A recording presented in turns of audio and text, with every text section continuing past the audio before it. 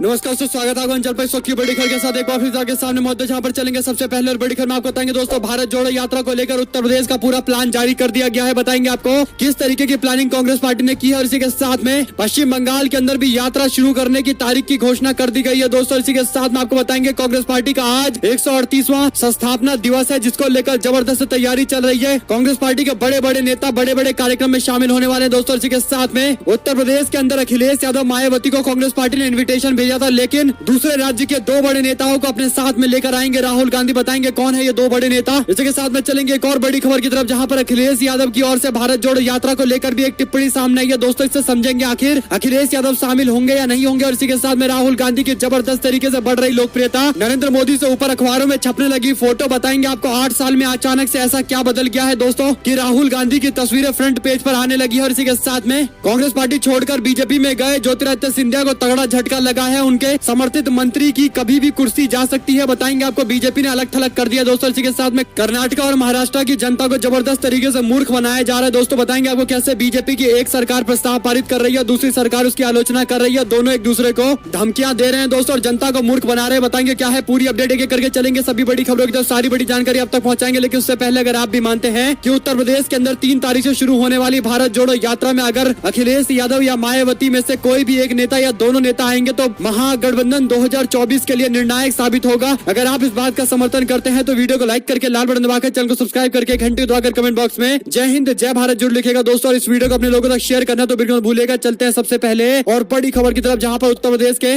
भारत जोड़ो यात्रा को लेकर पूरा कार्यक्रम जारी कर दिया गया है दोस्तों। जहां पर 3 तारीख को राहुल गांधी उत्तर प्रदेश के लोनी बॉर्डर यानी गाजियाबाद जिले के अंदर इस यात्रा को शुरू करने वाले हैं दोस्तों। 4 तारीख को बागपत पहुंचने वाली है यात्रा, 5 तारीख को शामली पहुंचेगी और इसके बाद ये यात्रा हरियाणा में जाने वाली है दोस्तों। तो कुल मिलाकर पश्चिमी उत्तर प्रदेश होते हुए हरियाणा में यात्रा के जाने की पूरी तैयारी कर ली गई है। साथ साथ आपको बता दें कि पश्चिम बंगाल के अंदर भी शुरू कर दी गई प्रादेशिक यात्रा अधीर रंजन चौधरी के नेतृत्व में गंगा सागर से इसकी शुरुआत कर दी गई है। 23 जनवरी को दार्जिलिंग में जाकर समाप्त होने वाली है यात्रा। वहीं पर कांग्रेस पार्टी आज 138वां स्थापना दिवस मना रही है दोस्तों। महाराष्ट्र के राजधानी मुंबई के अंदर आज कांग्रेस पार्टी की बड़ी जनसभा होने वाली है, जिसमें मल्लिकार्जुन खड़गे कांग्रेस पार्टी के राज्यसभा के सांसद इमरान प्रतापगढ़ी और कांग्रेस पार्टी के नेता कन्हैया कुमार जनता को संबोधित करेंगे। इसको लेकर बैनर पोस्टर भी जारी किए गए हैं। साथ साथ दोस्तों राहुल गांधी की भारत जोड़ो यात्रा जैसे ही जम्मू कश्मीर पहुंचेगी, वैसे ही कांग्रेस पार्टी के साथ में 2 ऐसे नेता जुड़ने वाले हैं जो पहले एक दूसरे के खिलाफ राजनीति करते आए हैं, यानी राहुल गांधी के मंच पर दोनों एक साथ दिखाई देने वाले दोस्तों। कांग्रेस पार्टी की भारत जोड़ो यात्रा के 9 दिनों के ब्रेक के बाद अब ये यात्रा जम्मू कश्मीर में जाकर सीधे रुकने वाली है और इसके लिए कांग्रेस पार्टी के प्रभारी केसी वेणुगोपाल जम्मू कश्मीर की यात्रा पर है। और इस दौरान जम्मू कश्मीर कांग्रेस पार्टी के प्रभारी रजनी पाटिल ने जानकारी देते हुए कहा है कि भारत जोड़ो यात्रा के दौरान पीडीपी पार्टी के नेता और एनसी पार्टी दोनों के नेता एक साथ नजर आएंगे, यानी फारूक अब्दुल्ला के साथ साथ उमर अब्दुल्ला और पीडीपी की प्रमुख महबूबा मुफ्ती भी दिखाई देंगी दोस्तों। सांसद महबूबा मुफ्ती ने राहुल गांधी की जमकर तारीफ करते हुए कहा कि वाजपेयी जी को श्रद्धांजलि देना कांग्रेस पार्टी के नेताओं के बड़े दिल को दिखाती है। राहुल गांधी ने अच्छा काम किया है, तो जमकर राहुल गांधी की तारीफ भी की जा रही है दोस्तों। इसी के साथ में क्या अखिलेश यादव भारत जोड़ो यात्रा में शामिल होंगे, इस सवाल पर अखिलेश यादव ने कुछ इस तरीके की टिप्पणी की है कि आप लोग मतलब समझ सकते हैं। आपको बता दें कि अखिलेश यादव ने टिप्पणी करते हुए कहा कि ये चंडू खाने की एक गप है, यानी दोस्तों भारत जोड़ो यात्रा में शामिल होने को सवाल पूछा गया तो उन्होंने मुहावरा इस्तेमाल किया है, जिसका मतलब ये बेफिजूल की बातें हैं। तो कह सकते हैं कि राहुल गांधी के भारत जोड़ो यात्रा में अखिलेश यादव के शामिल होने के बहुत कम आसार हैं दोस्तों। लेकिन कांग्रेस पार्टी के नेता जयराम रमेश ने कहा कि जब तक यात्रा शुरू नहीं होगी हमें उम्मीद है कि भारत जोड़ो यात्रा में विपक्षी दल के नेता मौजूद रहेंगे और अपनी यात्रा को हमारी यात्रा के साथ में जोड़कर एक बड़ी यात्रा निकाली जाएगी। और कहीं ना कहीं भारत जोड़ो यात्रा का जो एक आइडिया है, इसके समर्थन में पूरा विपक्ष खड़ा रहेगा। देखते दोस्तों, अखिलेश यादव अगर खुद नहीं आते तो क्या किसी प्रतिनिधि को भेजेंगे, ये भी एक बड़ा सवाल रहेगा। वहीं पर भारत जोड़ो यात्रा के दौरान राहुल गांधी की लोकप्रियता लगातार बढ़ती जा रही है दोस्तों। आपको बता दें कि 7 सितंबर से पहले राहुल गांधी के जितने फॉलोवर थे उसमें लगभग 1 मिलियन के आसपास इजाफा हो गया है, यानी मात्र 3 महीने के अंदर राहुल गांधी के 1 मिलियन से ज्यादा फॉलोवर बढ़ चुके हैं दोस्तों। और उससे बड़ी बात यह है कि मीडिया के अंदर भी राहुल गांधी का कार्यक्रम अब दिखाए जाने लगा है। जब से राहुल गांधी दिल्ली पहुंचे हैं और जब से भारत जोड़ो यात्रा को लेकर बीजेपी के लोगों के द्वारा फैलाया गया सारा झूठ पकड़ा गया है, तब से अब मीडिया के लोगों को ये समझ में आने लगा है कि भारत जोड़ो यात्रा का मैसेज दूर तक जा रहा है, सोशल मीडिया के माध्यम से ही जनता के बीच में पहुंच रहा है। राहुल गांधी मीडिया को लेकर भी सवाल खड़ा कर रहे हैं, तो अब मीडिया के लोग अपनी जान बचाने के लिए या फिर यूं कहिए अपनी मीडिया होने की तथाकथित प्रतिष्ठा बचाने के लिए राहुल गांधी को कवरेज दे रहे हैं। एक ऐसी ही तस्वीर है द इंडियन एक्सप्रेस की, जिसमें राहुल गांधी को सबसे ऊपर न्यूज में दिखाया गया दोस्तों फ्रंट पेज पर, प्रधानमंत्री मोदी का न्यूज उसके नीचे है।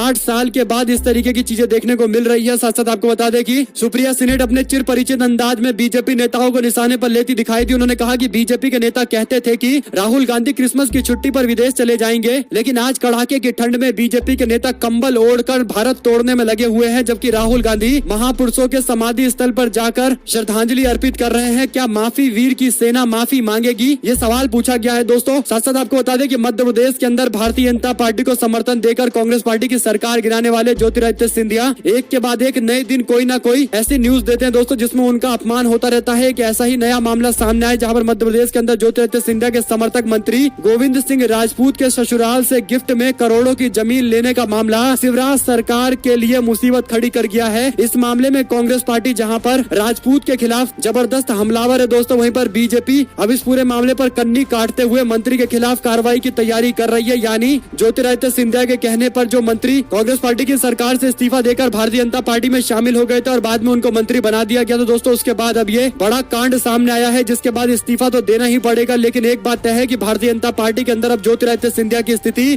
काफी कमजोर होती जा रही है दोस्तों। दरअसल पूर्व मुख्यमंत्री दिग्विजय सिंह ने कांग्रेस पार्टी के कार्यकर्ताओं पर हो रहे अत्याचार को लेकर भी जबरदस्त टिप्पणी करते हुए शिवराज सिंह चौहान की सरकार को स्पष्ट कह दिया था कि अगर कार्यकर्ताओं पर जानबूझकर मुकदमे किए जाएंगे, परेशान किया जाएगा, तो हम लोग जेल भरो आंदोलन चालू करेंगे। उसके बाद शिवराज सिंह चौहान की सरकार की ओर से कुछ सावधानियां बरती गई हैं दोस्तों, लेकिन बड़ी बात यह है कि अब गोविंद सिंह राजपूत के इस्तीफा दिलवाने पर कांग्रेस पार्टी अड़ी हुई है, जिसके बाद ज्योतिरादित्य सिंधिया की स्थिति बीजेपी में और कमजोर होगी। आप लोग इस पर क्या कुछ टिप्पणी करना चाहते हैं, लिखकर जरूर बताएगा। रुक करते हैं एक और बड़ी खबर का, जहां पर दोस्तों कर्नाटका के अंदर धारवाड़ रीजन से एमएलए रह चुके शिवानंद ने जेडीएस छोड़कर कांग्रेस पार्टी ज्वाइन करने का ऐलान कर दिया है। साथ साथ सलमान खुर्शीद ने राहुल गांधी की तुलना भगवान राम से कर दी, जिसके बाद बीजेपी के लोग बोले कहा चापलूसी की हद होती है, और बीजेपी के नेता ने ऐसा टिप्पणी दे दिया दोस्तों, जिससे हिंदू समाज का एक तरीके से अपमान ही कहा जा सकता है। आपको बता दें कि गौरव भाटिया बीजेपी की ओर से टिप्पणी करने के लिए सामने आए और कहने लगे कि कांग्रेस पार्टी ने ये तुलना करके हिंदू समाज की नहीं बल्कि पूरे भारत की भावना को आहत किया है। उसके इस दुस्साहस का जवाब जनता देगी। और बीजेपी के लोग यही नहीं रुके दोस्तों, दरअसल भारतीय जनता पार्टी के नेता और आगे निकल चुके हैं और उन्होंने टिप्पणी करते हुए जो बातें कही है वो विवादित बातें हैं दोस्तों, आपको बता नहीं सकते कि क्या कुछ कहा गया है। इसी के साथ में चलते हैं एक और बड़ी अपडेट की तरफ, जहां पर केसी वेणुगोपाल का आरोप, कहा भारत जोड़ो यात्रा रोकने के लिए सरकार बना रही है कोरोना का बहाना। इसी के साथ में छत्तीसगढ़ कांग्रेस ने फैसला लिया है कि भारतीय राष्ट्रीय कांग्रेस के 138वें संस्थापना दिवस यानी 28 दिसंबर आज प्रदेश के अध्यक्ष के साथ मिलकर सभी लोग मुख्यालय पर 9 बजे ध्वजारोहण करेंगे, यानी झंडा फहराया जाएगा दोस्तों। कांग्रेस पार्टी के लोगों को बुलाया भी गया है। इसी के साथ में आपको बता दें कि कर्नाटक और महाराष्ट्र की जनता को जबरदस्त तरीके से बीजेपी के लोग मूर्ख बना रहे हैं। दरअसल ताजा मामला सामने आया, जहां पर महाराष्ट्र के अंदर एक प्रस्ताव पारित किया गया और कर्नाटक के रीजन में जो मराठी बोलने वाले लोग हैं और जो उनके गाँव है उन सभी को महाराष्ट्र में शामिल करने का दावा किया गया दोस्तों। 865 मराठी भाषी गाँव को महाराष्ट्र में मिलाने की बात कही गई और सुप्रीम कोर्ट तक जाने की धमकी दी गई। इस प्रस्ताव का समर्थन करते हुए सारी पॉलिटिकल पार्टी ने प्रस्ताव को ठीक बताया दोस्तों। लेकिन बड़ी बात यह है कि कर्नाटक के अंदर बीजेपी की सरकार चल रही है, महाराष्ट्र में भी भाजपा की सरकार है। महाराष्ट्र बीजेपी सरकार की ओर से प्रस्ताव पारित किया गया है। कर्नाटक बीजेपी सरकार के मुख्यमंत्री बसवराज बोम्मई ने कहा कि हम 1 इंच भी जमीन नहीं देंगे, यानी महाराष्ट्र में बीजेपी की सरकार कह रही है कि जमीन ले लेंगे और कर्नाटक बीजेपी के मुख्यमंत्री कह रहे हैं कि हम 1 इंच जमीन भी नहीं देंगे दोस्तों। तो कुल मिलाकर दोनों राज्य में बीजेपी की सरकार है, दोनों जगह बीजेपी के नेता है और दोनों एक दूसरे को धमकियां दे रहे हैं दोस्तों। कुल मिलाकर राज्य के लोगों के बीच में माहौल खराब करने के हर संभव प्रयास किए जा रहे हैं और दोनों सेम पॉलिटिकल पार्टी के लोग एक दूसरे को धमकी देकर एक तरीके का नया ड्रामा कर रहे हैं दोस्तों, क्योंकि केंद्र में भी बीजेपी की सरकार है। इसके बावजूद इस तरीके के ड्रामे किए जा रहे हैं। आप लोग इस पर क्या कुछ राय देना चाहेंगे, लिखकर जरूर बताएगा। और क्या देश को बांटने की साजिश के तहत ऐसा किया जा रहा है और कर्नाटक में चुनाव है तो क्षेत्रवाद की भावना को भड़काने के लिए ऐसे काम किए जा रहे हैं? आप लोग की जो कुछ भी राय हो लिखकर जरूर बताएगा। रुक करते हैं एक और बड़ी अपडेट का, जहां पर बीजेपी के हिमाचल प्रदेश के हमीरपुर से सांसद अनुराग ठाकुर ने टिप्पणी करते हुए कहा कि राहुल गांधी चाइना की भाषा बोलते हैं, भारतीय सेना का अपमान कर रहे हैं, जिस पर कांग्रेस पार्टी ने जवाब देते हुए अनुराग ठाकुर से कहा कि उनसे यही उम्मीद की जाएगी, इसी तरीके के भाषण, किसी तरीके की बातों की। वहीं पर दोस्तों नरेंद्र मोदी देश के संसद को लेकर बड़ी बड़ी बातें कहते हैं। प्रधानमंत्री कहते हैं कि देश की संसद के कारण ही देश के अंदर लोकतंत्र है और बड़ी बड़ी बातें पार्लियामेंट को लेकर करते हैं। लेकिन 29 तारीख से शुरू हुए पार्लियामेंट के सेशन में प्रधानमंत्री मोदी मात्र 1 दिन गए, पहले दिन, उसके बाद 30 नवंबर को भी नहीं गए, 1 दिसंबर को भी नहीं गए दोस्तों, और ऐसे 20 दिसंबर तक भी नहीं गए, 21 को भी नहीं गए, 22 को भी नहीं गए, हर जगह वो अब्सेंट ही नजर आए। और इसके बाद दोस्तों संसद का सत्र खत्म कर दिया गया, लेकिन प्रधानमंत्री मोदी मात्र 1 ही दिन गए थे और बाकी दिन अब्सेंट थे, इस तरीके का दावा किया गया है। आप लोग इस पर जो कुछ भी राय देना चाहते हैं लिखकर जरूर बताएगा दोस्तों। रुक करते एक और बड़ी अपडेट का, जहां पर सीएम सुक्खू और उनकी पत्नी पर अभद्र टिप्पणी करने वाले बीजेपी के नेता की सामत आने वाली है। भारतीय जनता पार्टी जबरदस्त तरीके से बैकफुट पर है दोस्तों। सीएम सुक्खू और उनकी पत्नी को लेकर बीजेपी के नेताओं ने प्रदर्शन के दौरान टिप्पणी की थी। वीडियो सोशल मीडिया पर वायरल हुआ है, जिसके बाद पूर्व मंत्री समेत 120 भाजपाइयों के खिलाफ एफआईआर दर्ज करने की मांग की गई है। और इसी के मद्देनजर एसपी को जाकर कांग्रेस पार्टी के लोगों ने प्रस्ताव सौंपते हुए कहा कि इस मामले पर तत्काल कार्रवाई की जाए। मुख्यमंत्री का विरोध करना हमारा लोकतंत्र का अधिकार है, लेकिन इस तरीके की निजी टिप्पणी करना, उनको लेकर अभद्र शब्दों का इस्तेमाल करना, एक महिला के प्रति इस तरीके के अपमानजनक शब्दों का इस्तेमाल करना गैर कानूनी है और इस पर कार्रवाई होनी चाहिए। दोस्तों, इस मामले पर इन्वेस्टिगेशन बिठा दी गई है। देखते हैं किस तरीके की कार्रवाई की जाती है। साथ साथ आपको बता दें कि त्रिपुरा के अंदर बीजेपी के लोग 1 जनवरी से रथ यात्रा निकालने का ऐलान कर चुके हैं। यानी कोरोना का खतरा केवल राहुल गांधी के भारत जोड़ो यात्रा से है। इसके सिवा बीजेपी चाहे तो रथ यात्रा निकाले, आक्रोश रैली निकाले, प्रधानमंत्री मोदी बड़े बड़े कार्यक्रम करे, खुद शादियों में जाए, बिना मास्क पहने हुए उनके नेता असम के अंदर भीड़ बुलाकर उद्घाटन करे, तो कोरोना नहीं फैलेगा। क्योंकि दोस्तों, कोरोना शायद भारतीय जनता पार्टी को जानता है और कांग्रेस पार्टी से शायद उसकी दुश्मनी है। आप लोग की जो कुछ भी राय हो लिखकर जरूर बताएगा। और एक और बड़ी खबर की माने तो ओबीसी आरक्षण के बिना करवाया जाएगा उत्तर प्रदेश के अंदर क्या निकाय चुनाव। दरअसल दोस्तों, इलाहाबाद हाईकोर्ट की ओर से दिए गए आदेश के बाद जबरदस्त राजनीति शुरू हो गई है। आपको बता दें कि उत्तर प्रदेश के अंदर पहले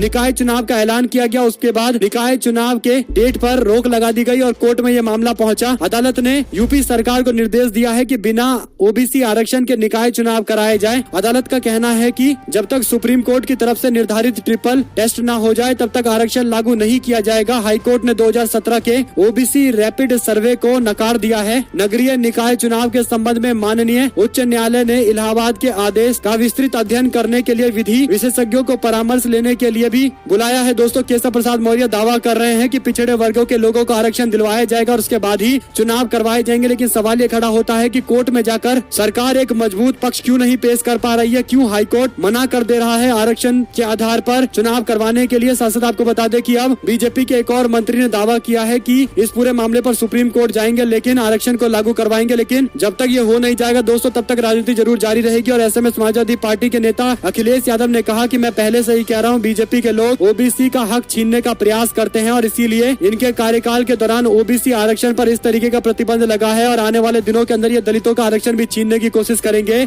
इसी के साथ में समाजवादी पार्टी ने ट्वीट करते हुए कहा कि भाजपा सरकार ने पिछड़ों को धोखा दिया है। बीजेपी की बाबा साहब भीमराव अंबेडकर के दिए संविधान को खत्म करने की साजिश है। निकाय चुनाव में पिछड़ों और दलितों का हक मारने के लिए बीजेपी सरकार ने गलत तरीके से आरक्षण दिया। पिछड़ों का हो आरक्षण फिर हो चुनाव, ये नारा दिया गया दोस्तों। वहीं पर दिल्ली के एमसीडी इलेक्शन में भारतीय जनता पार्टी के लोग कह रहे थे कि एमसीडी में हम अपने मेयर पद को लेकर कोई उम्मीदवार नहीं उतारेंगे। आम आदमी पार्टी को क्योंकि मेजोरिटी मिला है तो वो आसानी से जीत जाए, इसमें हमें कोई दिक्कत नहीं है। लेकिन अब बीजेपी के लोग अपनी बातों से पलट गए। भारतीय जनता पार्टी ने मेयर चुनाव को लेकर उम्मीदवार की घोषणा कर दी है। रेखा गुप्ता को मैदान में उतारा गया है, तो अब कमल बागड़ी को डिप्टी मेयर के पद के लिए उम्मीदवार बनाकर उतारा गया। दोस्तों, देखते हैं किस तरीके का चुनाव का पूरा प्रकरण रहता है, किसकी जीत होती है। साथ साथ उत्तर प्रदेश के अंदर बीजेपी के एमएलए आदिति सिंह ने करोड़ों की जमीन पर किया कब्जा। पीड़ित महिला ने आरोप लगाते हुए कहा कि अधिकारी भी मिले हुए हैं, उनको धमकियां दी जा रही है। आदिति सिंह जो कांग्रेस पार्टी से भाजपा में शामिल हुई थी, उसके बाद बीजेपी ने उनको एमएलए का टिकट भी दिया था और अब उन पर आरोप लग रहा है कि उन्होंने जमीन पर कब्जा किया है। दोस्तों, इस मामले पर देखते हैं कोई सुनवाई होती है नहीं होती। वहीं पर कांग्रेस पार्टी के स्थापना दिवस पर राजस्थान में 28 दिसंबर यानी आज अधिवेशन होने वाला है। बड़े बड़े लोग मौजूद रहेंगे। राजस्थान के प्रभारी सुखजिंदर सिंह रंधावा, प्रदेश के मुख्यमंत्री, कांग्रेस पार्टी के सारे एमएलए, मंत्री और एमपी पद को लेकर उतारे गए कैंडिडेट सारे मौजूद रहेंगे। इसी के साथ में दोस्तों, हरियाणा के अंदर मनोहर लाल खट्टर और भूपेंद्र सिंह हुड्डा के बीच में जुबानी जंग देखने को मिली है। दोनों नेता एक दूसरे पर तीखी टिप्पणी करते दिखाई दिए। सीएम मनोहर लाल खट्टर ने हुड्डा के बयान को लेकर भी अपनी बात कही। आपको बता दें कि हुड्डा ने तंज कसते हुए कहा था कि बीजेपी की सरकार जो काम करती है वो केवल पोर्टल पर होता है, यानी रोजगार देने की बात की जाए तो उसे पोर्टल बना दिया जाता है कि रोजगार के लिए हमने नया पोर्टल बना दिया है, तो क्या मंत्रियों की कोई जरूरत नहीं है? ये सवाल उन्होंने पूछा तो मनोहर लाल खट्टर ने जवाब देते हुए कहा कि कुछ लोग कह रहे हैं कि सरकार पोर्टल पर चल रही है, उन्हें दर्द इसलिए हो रहा है क्योंकि जो उन्होंने भ्रष्टाचार की बड़ी फौज खड़ी कर रखी है वो धीरे धीरे खत्म हो रहा है। सरकार भ्रष्टाचार को खत्म करने के लिए पोर्टल जारी कर रही है। हुड्डा ने खट्टर के बयान पर फिर से टिप्पणी करते हुए कहा कि मेरे अनुभवों से क्यों नहीं सीखते हो, हम गलत बात बर्दाश्त नहीं करेंगे। जिस पर दोस्तों खट्टर ने बयान देते हुए कहा कि पहले आईना देखो फिर बात करो।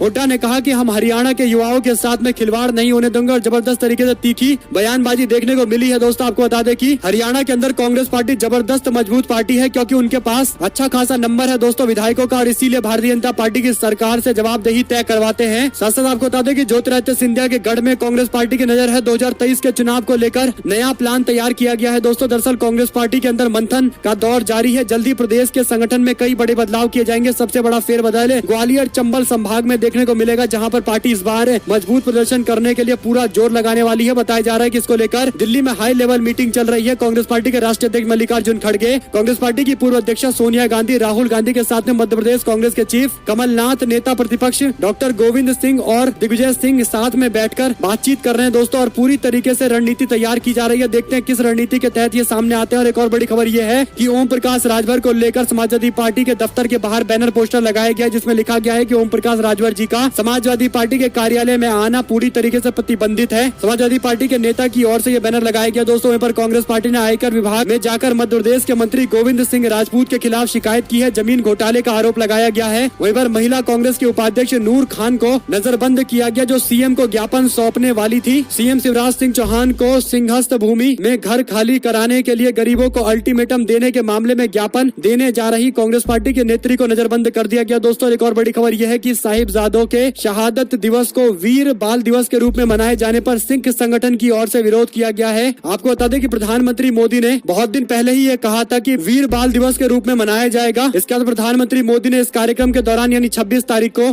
अपनी बातें भी रखी दोस्तों। और इस पूरे मामले पर अब सिख संगठनों की ओर से टिप्पणी सामने आई है। सिख संगठनों ने कहा कि गुरु गोविंद सिंह के बेटों के शहादत दिवस को वीर बाल दिवस की जगह साहिबजादे शहादत दिवस के रूप में मनाया जाना चाहिए। उन्होंने कहा कि भारत सरकार सिख इतिहास गढ़ने की राह पर है और ये दुर्भाग्यपूर्ण है कि दिल्ली सिख गुरुद्वारा प्रबंधक कमेटी के अध्यक्ष इसका समर्थन कर रहे हैं। सिख समुदाय की परंपरा के खिलाफ जाकर भारत सरकार के द्वारा साहिबजादों के शहादत दिवस को वीर बाल दिवस के रूप में मनाना दुनिया के धार्मिक इतिहास की सबसे बड़ी शहादत और बहुमूल्य विरासत को कमजोर करने के लिए दुर्भावनापूर्ण साजिश है। इसके बाद दोस्तों कई और बातें कही गई है। वहीं आपको बता दें कि सीबीआई चाहे तो मेरे घर में दफ्तर खोल ले, मुझे कोई फर्क नहीं पड़ता, क्योंकि मेरे और लालू जी का जीवन तो खुली किताब की तरह है। तेजस्वी यादव ने सीबीआई के द्वारा नया केस खोलने के मामले पर यह टिप्पणी दी है। वहीं पर कांग्रेस पार्टी को बगैर कपड़ों के घूमना चाहिए। भगवान राम से राहुल गांधी की तुलना के बाद बीजेपी के नेता ने जो टिप्पणी की है उस पर अब आलोचना भी की जा रही है दोस्तों। साथ साथ आपको बता दें कि करप्शन केस मामले में अनिल देशमुख को मिली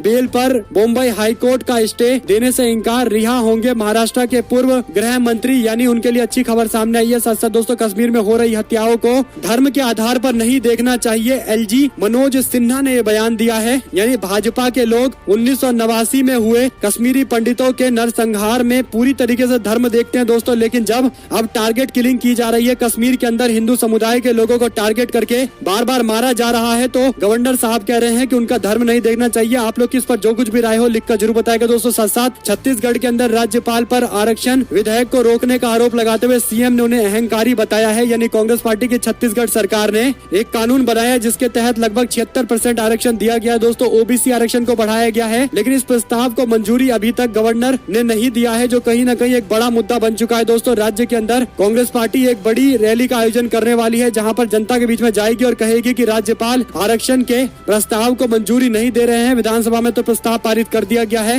हालांकि आरक्षण 76% बढ़ने से पहले दो बड़ी चुनौती है। एक तो दोस्तों गवर्नर अलाउ नहीं कर रहे हैं, और दूसरा ये मामला कोर्ट भी पहुंच सकता है। लेकिन कांग्रेस पार्टी की सरकार ने कहा है कि कोर्ट में अगर ये मामला जाएगा तो कोर्ट में अपना वकील उतारेंगे, आरक्षण का जो फैसला लिया है उसे लागू करवाएंगे, लेकिन राज्यपाल इस पर जल्दी हस्ताक्षर करे। लेकिन राज्यपाल मामले को टालने का प्रयास भी कर रही है। देखते हैं दोस्तों किस तरीके की राजनीति देखने को मिलती है। साथ साथ आपको बता दें कि एक और बड़ी अपडेट ये है कि चुनाव से पहले कर्नाटक में मंत्रिमंडल विस्तार करने पर बीजेपी मजबूर हो गई है। इसके लिए चर्चा करने बसवराज बोम्मई दिल्ली आ रहे हैं। देखते हैं उनकी बातचीत के बाद किस तरीके से विस्तार किया जाता है। वहीं पर दोस्तों कर्नाटक के अंदर जेडीएस किंग मेकर की भूमिका में आना चाहती है, और इसके लिए बीआरएस पार्टी के साथ में गठबंधन को लेकर भी चर्चाएं चल रही है। यानी बीआरएस पार्टी कर्नाटक में चुनाव लड़ेगी और जेडीएस उसमें मुख्य पार्टी होने वाली है दोस्तों। देखते हैं कितनी सीटें इनको मिलती है, क्योंकि तेलंगाना के मुख्यमंत्री और बीआरएस पार्टी के प्रमुख चाहते हैं कि उनको ज्यादा से ज्यादा राज्यों में समर्थन मिले, ताकि 2024 के चुनाव में अपने आप को प्रधानमंत्री पद का उम्मीदवार साबित करने के लिए उनके पास इतने राज्य होने चाहिए और इतनी सीटें होनी चाहिए जो विपक्ष के लोगों को लगे कि नहीं, ये सही में एक कैंडिडेट बनकर अच्छा काम कर सकते हैं और एक प्रधानमंत्री का मजबूत कैंडिडेट हो सकते हैं। इसके लिए उन्हें कई राज्यों में चुनाव जीतना पड़ेगा। सबसे पहले कर्नाटक में अपना दम दिखाना पड़ेगा। हालांकि उन्हें जेडीएस का समर्थन जरूर मिल रहा है दोस्तों, लेकिन कितना भुना पाएंगे ये देखने वाली बात रहेगी। वहीं पर यूथ कांग्रेस करेगी बूथ मैनेजमेंट पर फोकस। भारत जोड़ो यात्रा के संदेश को लोगों तक पहुंचाने का पूरा संकल्प लेकर यूथ कांग्रेस तैयार हो गई है। भारतीय युवा कांग्रेस के राष्ट्रीय अध्यक्ष बीवी श्रीनिवासन ने